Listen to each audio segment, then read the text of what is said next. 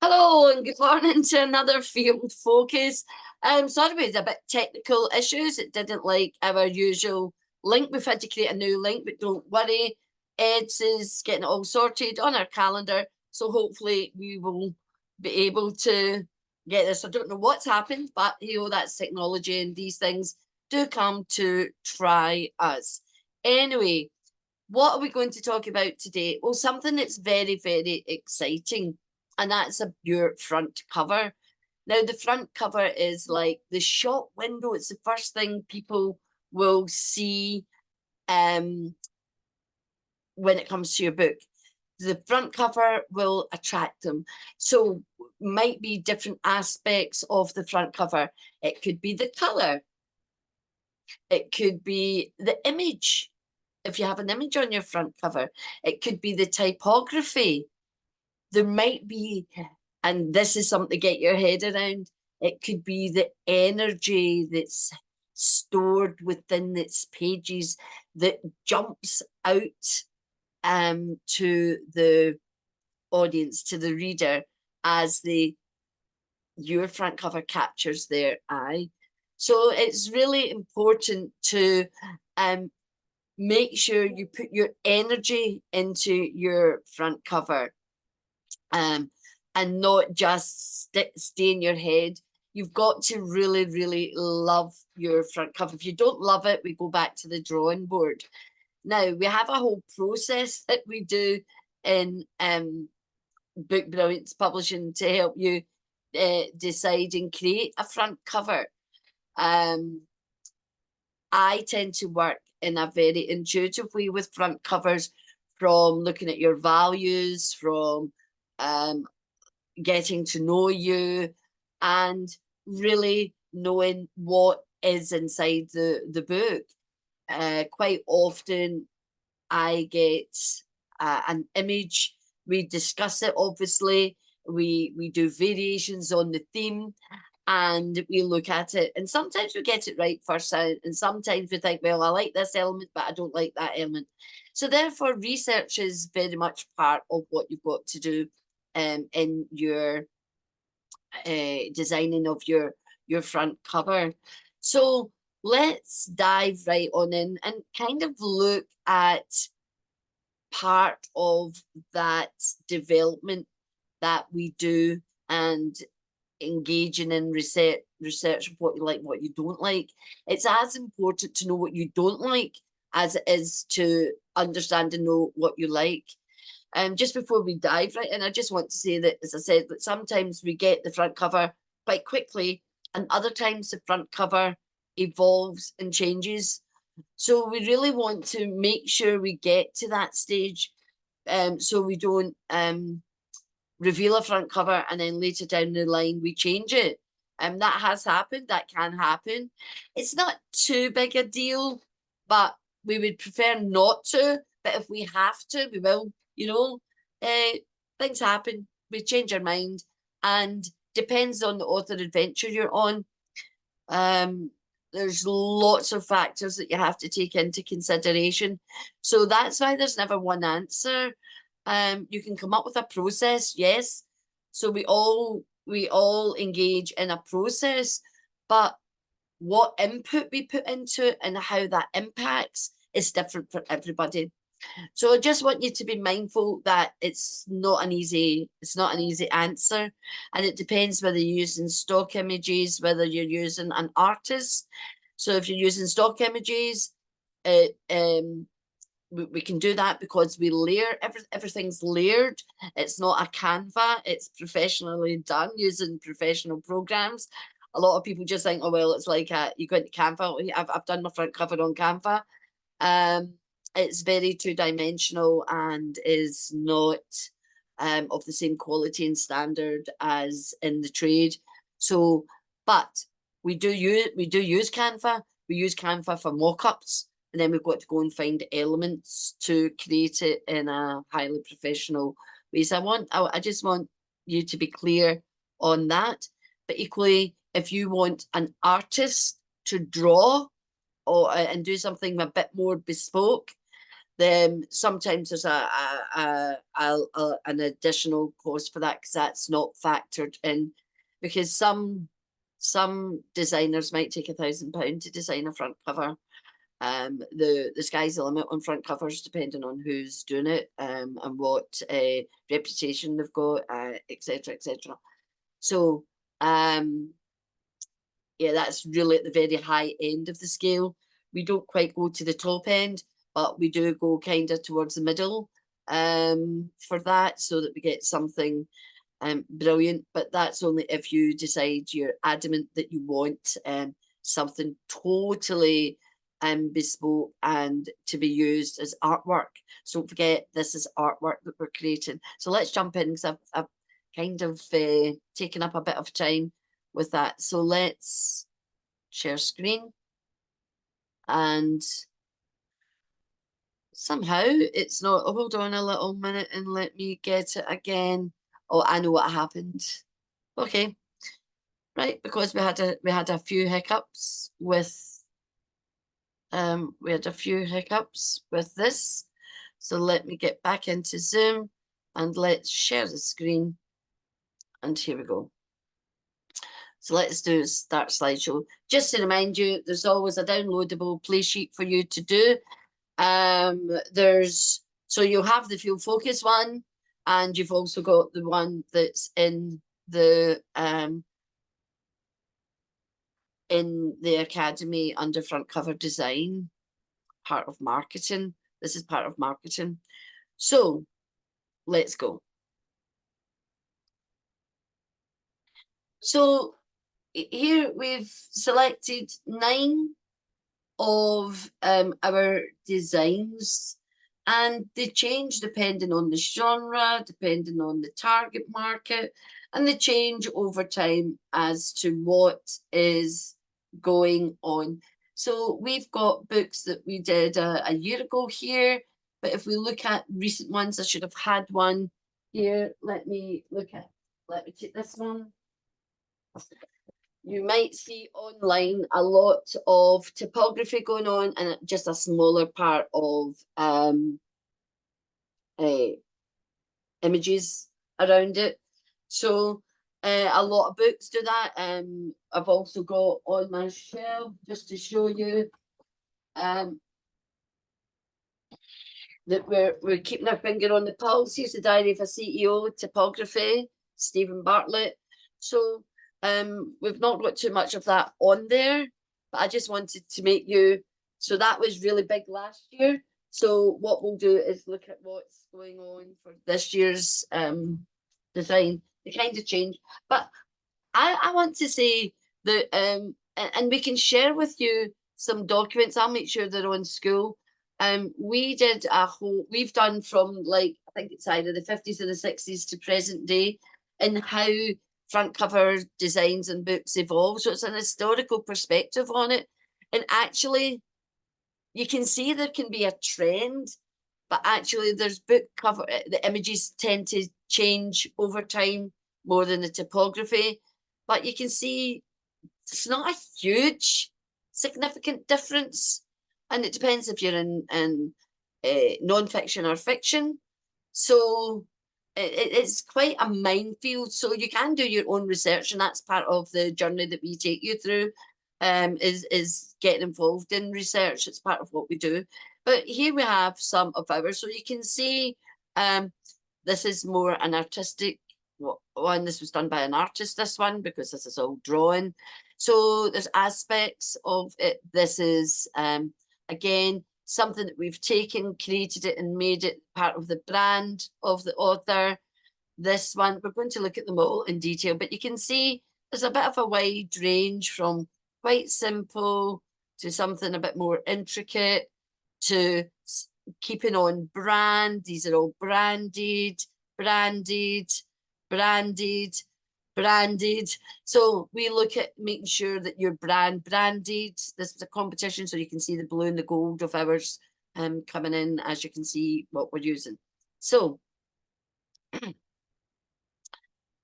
so the design is communicating something to your reader to grab their attention. Now, you really want to get something from that grabs their attention from the distance.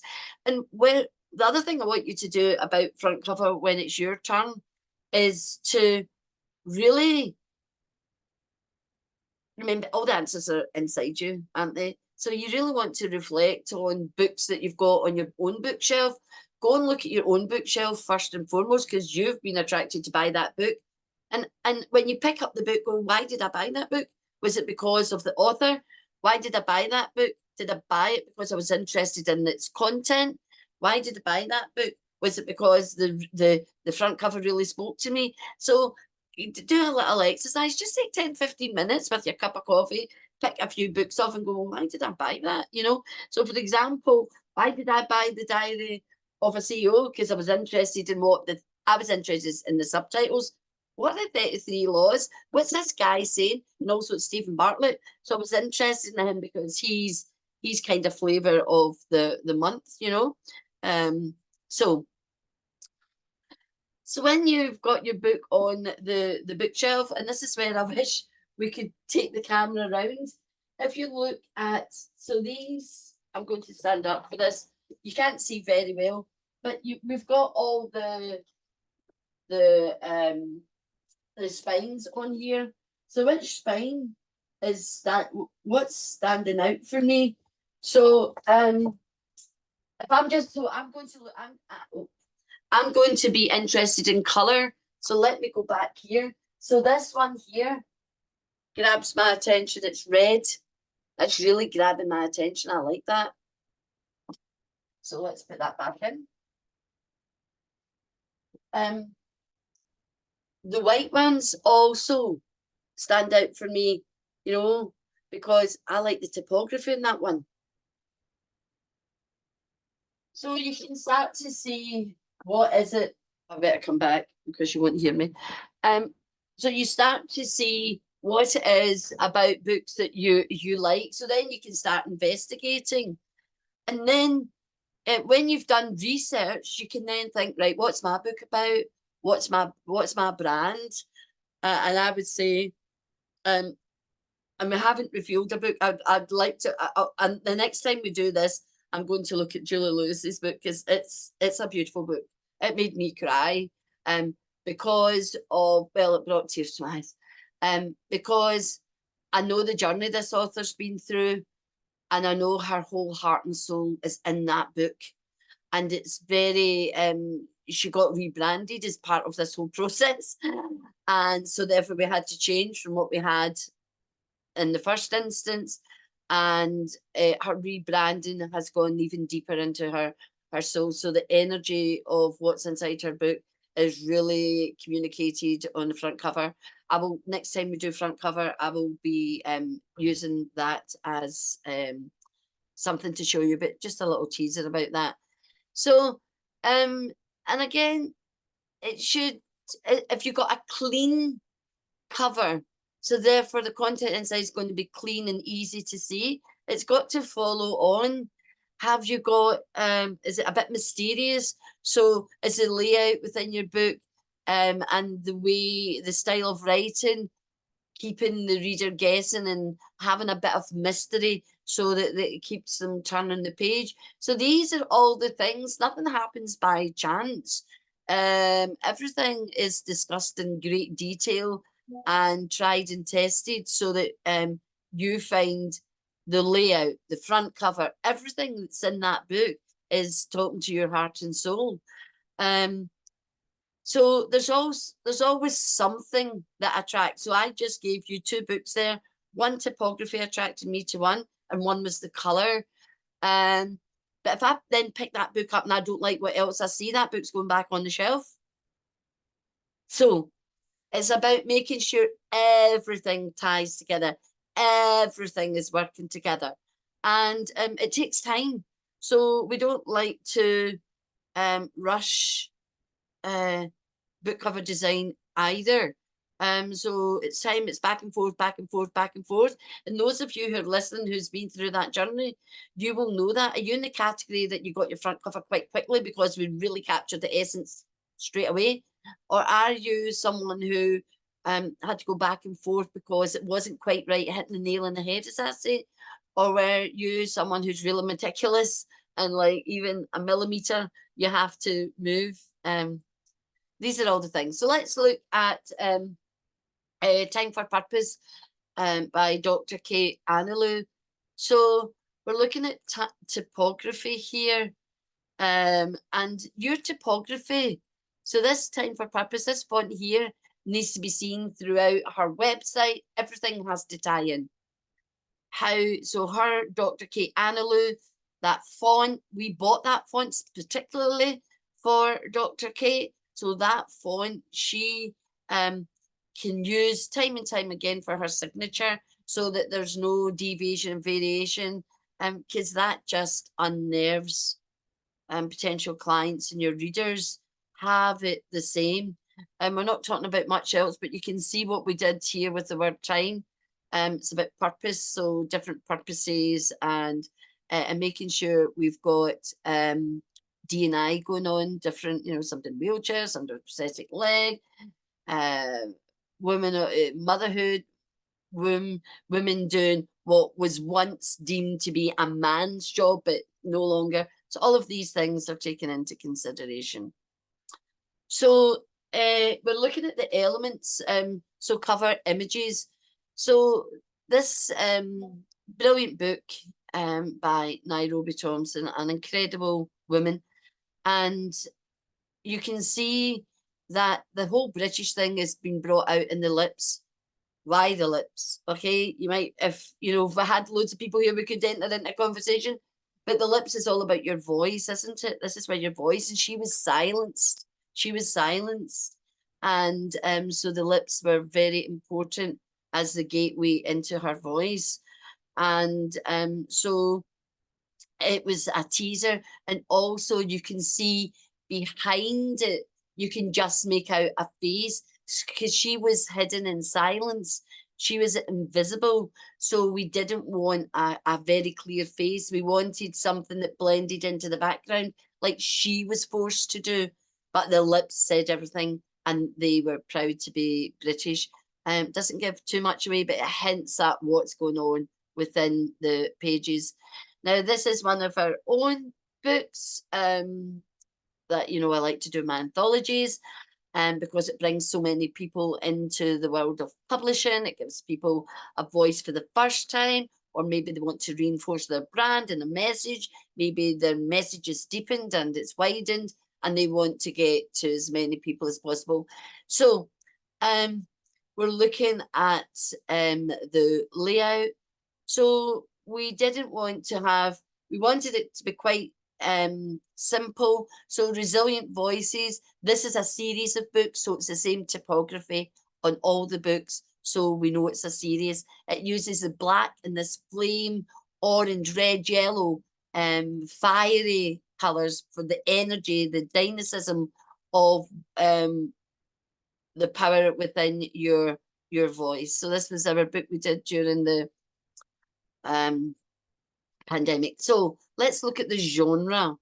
So this is a children's book, so we can kind of tell straight away it's an 8x8. There are some adults who take on this format. I've actually, let me see if I can put my hand on the book straight away. Oh, I'm falling over. So this is an adult's book. It's not one that we've published, but it's someone I know. And I got all these books because I was at his a book launch. But it's taken a very childlike look at something that's quite a serious subject. And inside, his son's a cartoonist, so he's got lots of. He's a private eye cartoonist. So he's very famous. So it's very simple design inside, like a children's book is, because actually we need, as adults, we need to be presented with information still in childlike ways. When I want to learn something that's a complicated concept, I go to, I'll look at a child's book and then I work my way up into academic books. Because sometimes if you dive right in, if you're like, I'm not in academia all the time. So sometimes if you dive into a top academic book, It's as dry and boring as anything, right? And it's really hard to get, unless you're studying, of course, and you need to get you have a different energy that comes to it. So let's look at this book. So this is a genre. It's a children's book. Now, this design round here is a Kenti design. So you will know this is Ghanaian. So if you're Ghanaian, and this is like diversity and inclusion, it's all around. There was all that, there was a whole lot of issue 2-3 years ago around Black young people at mainstream schools, and particularly secondary, not so much primary, and they were being spoken to because of their hairstyle. My hair, my choice. So really not a good thing for diversity and inclusion.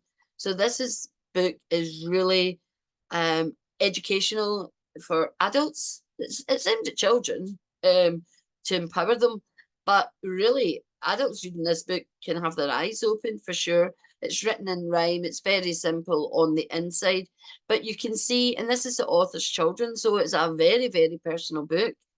This is the colour. It's going to stand out in a bookshop, you know, that bright yellow and orange, all part of her heritage of being Ghanaian. Claudia is German, Ghanaian heritage, and lives in Switzerland, you know. So interesting. So we've got very childlike typography going on, and we've included that in her names. Usually we have a different font for the author name, but she's got a very like childlike energy. So therefore it was fitting that we did that. So you can see that again, very attractive. Oh, let me go back a second. And this one, this whole book is all artists. These are all drawn by our in-house artist who works for us. And that's one of the, and you can see the quality of her work. She can do anything, any kind of style of drawings, but that helps. If we went outside of our creative partners, this book would have cost as much for the artwork as it did to publish it. So we're all about being cost effective, but getting you the best quality. So this is our children's book, Everyday Mindset. So you can see mindset's very childlike, everyday. They've got this sophistication, and they've got this simplicity to the work that they do. They're to the point, and they want to appeal to a broader audience. Now, this book cover, would you say it's a child's book cover or not? It's done by children. They were 9 and 11 at the time when they wrote this, and they're now 10 and 12. 12-year-old being 6'3" or something. So this, again, using the cogs of the mindset, simple pattern. I have to say, I'm taking no glory for this BBP. I'm taking no glory for this front cover. These kids are way beyond their years, and this falls into their brand and their other book. So I have their other book as well that they did. So you can see they've got a style. So this is the book we did, but this is the book they self-published, which is still really good quality. They're still using the same font, and they've got the same fonts going on. Difference is when they came to us, we got more meat into their book, and it was, when you look at it, you can't see too much difference, but self-publishing is just a PDF. But when this is all layered, it gives it a more professional finish. I'm not taking anything away from them, because what they did was phenomenal. Oh, I've just seen, okay, can you see an error in that slide? I've just seen an error. We've got American English going on. Never mind, we have Americans here, so that's fine. I try to make people feel at home, you know. So you can see it's green, it's fresh, it's new, it's energy. You know, the blue, the mindset's about communication. So the colours they're chosen not just because, oh, I like that colour. they're chosen for their energy, for their brand, for their meaning. So we look at the psychology. A Voyage Without My Father. This front cover, it took a wee while to get to here with a variation on a theme. And this definitely is a front cover that the imagery is drawing you to it. The color helps as well. But you can see A Voyage Without My Father. There's a child and there's a ghostly figure of the father. So you know what this is about, you know, a child that's lost their father at a young age, which did. I'm not going to say anything here that's not in the book, but it didn't happen until he was in his 40s and a father himself. So the grief he'd locked away for almost 3 decades, and then it happened one day. And so that compelled him to write this book. And he sat in this book for another couple of decades before it got out. So, you know, writing a book can be an idea that you had when you were in your 20s, but you don't maybe write it to your 50. Or you can do a book, you get an idea, and 6 months later you've got a book. So it's the author's adventure is different for everybody. That's why it's an adventure, you know. So there's symbology going on here. Why is there water? Why then water? Water's emotion. It's a symbol of emotion. The depths of that you have to go to actually feel, not so much feel that emotion because you're feeling it, but to actually learn to deal with it and not bury it. And it ebbs and flows. So the emotion comes and goes. My own parents have been dead. My father been dead 20 years in April. And, you know, I would say in the most part, I've dealt with that grief. But now and again, I just get this pang. Oh, I wish I could see my dad. And funnily enough, my niece posted a video of him singing at her wedding 21 years ago. So that brought him back to life. So the more we keep talking about people, so, but don't listen to me, listen to Dexter. He, again, great inside, clean layout, beautiful. He's brought humour in to help us deal with death. And as a Scottish person, humour is very important to me. And it's very much part of the culture of Scottish people from certain areas of Scotland, not all, but particularly from the West Coast, use a lot of humour to deal with very difficult circumstances. So again, so the Mr. Mellor's son has had a hand in Dexter's work book as well, with the images, which are really fun and are great. So, oh, this is our coffee table book. It's 12 inches by 12 inches. I don't have one handy. I'll do it. I'll move it. I keep moving it because it's so big. But anyway, oh, what happened? Let's go back. Yeah. So again, this is an artist. So this book's all about colour. And you can see from the front cover, it's very vibrant and there's contrasting colours going on. So it really hits you as an amazing front cover. This was done by an artist in America. So we commissioned her work. We've gone on and bought more of her work. Actually, I have some of her work as well. And oh, actually, no, this is her work that sits in my desk. I know I had something. So this is her tile. So she does a lot of this abstract stuff, which I love. So this is our brand colours, as you can see from the wall. You know, the jade and the gold, and yeah. So again, artist. It's not a stock image. It's not anything. It's an artist image, and we looked at the typography, and this goes throughout the book, the vibe, and we didn't want to. We've just done an outline because we didn't want to take anything away from the color because the whole book is about colour. If I was to do that front cover again, I would keep the same front cover, but I would do it so it's like padded, it's texturized.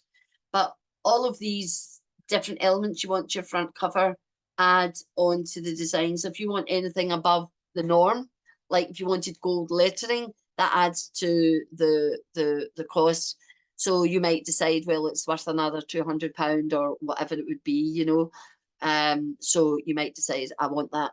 So we look at cost, we look at what you want. So we go to the flagship. This is what you can have. This is what it's going to cost. This is what we do as part of your budget. But if you want something more bespoke or something more fancy, then you have to pay the difference between what we put towards the front cover and what the actual is, just to be clear on that.